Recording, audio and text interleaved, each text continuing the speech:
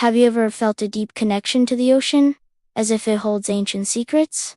That's not just a feeling, it's the core message of Avatar, The Way of Water. Today, we diving deep into one of the most profound ideas in the film. The ocean itself is alive and remembers you. From the first Avatar movie, we learned about the Navi's connection to Awa, the guiding force or deity of Pandora. They connect to this global consciousness through the neural threads in their cues, plugging into the Tree of Souls, or the Tree of Voices.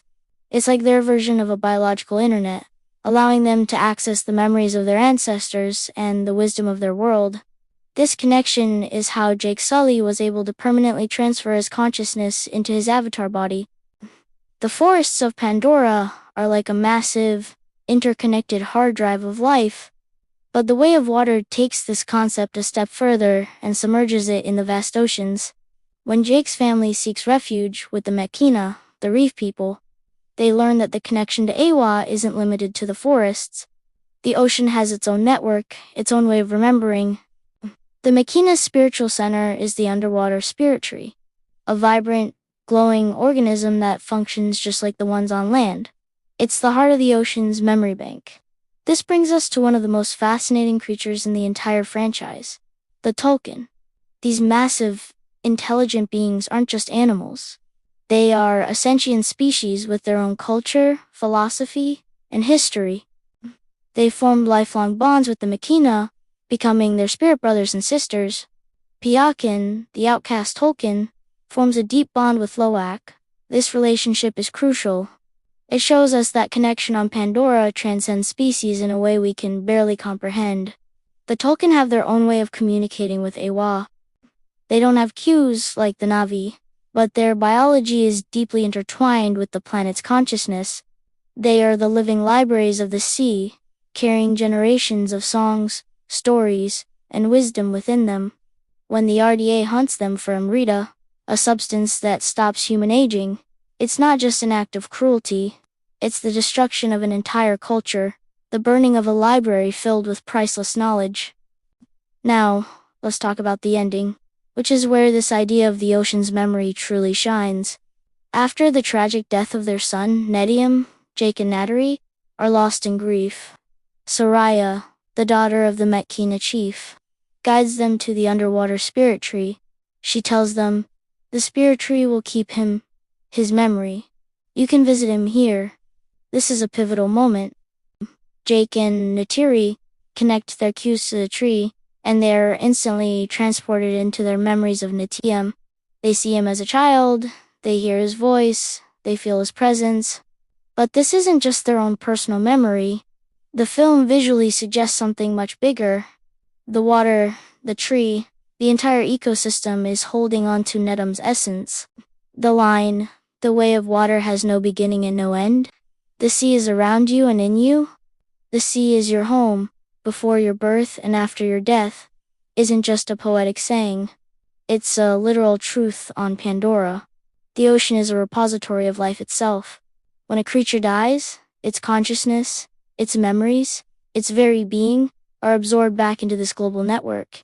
Awa isn't just in the trees, Awa is the water, Awa is the planet. This connects to a concept on Earth known as aquatic memory or the memory of water. Though it's a controversial scientific idea, the theory suggests that water can retain a memory of substances previously dissolved in it. While scientifically unproven for our world, Avatar uses this concept as a powerful metaphor. On Pandora, it's real. The water doesn't just sustain life, it remembers life.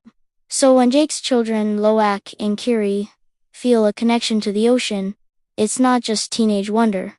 They are tapping into this planetary consciousness.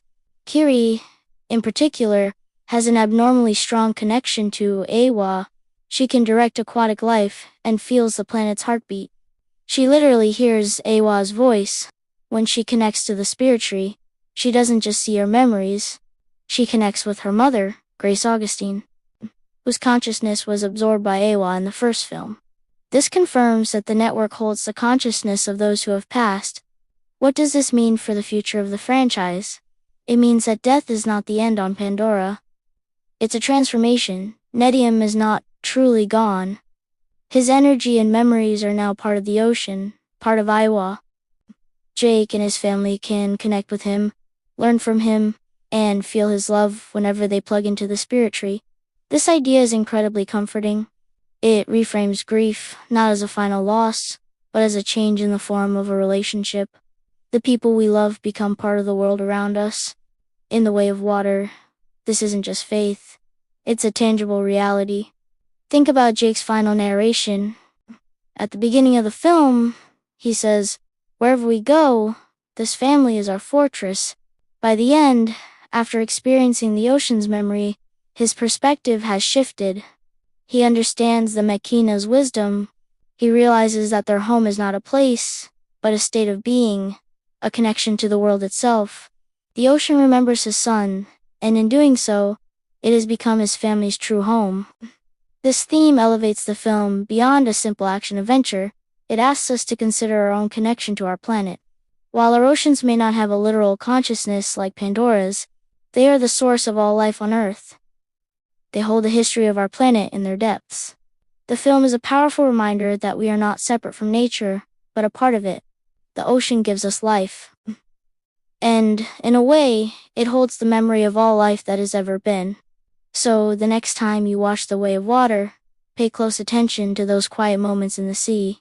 When Loak swims with Payakin, when Kiri communes with the underwater world, and when Jake finds solace in the memory of his son. You're not just watching a story about aliens on a distant moon. You're witnessing a profound message. Life is a continuous cycle, and the world you are a part of is always remembering you. Thanks for watching. What did you think of this theme in the movie? Let me know in the comments below. And if you enjoyed this deep dive, don't forget to like, subscribe, and hit that notification bell for more content. See you next time.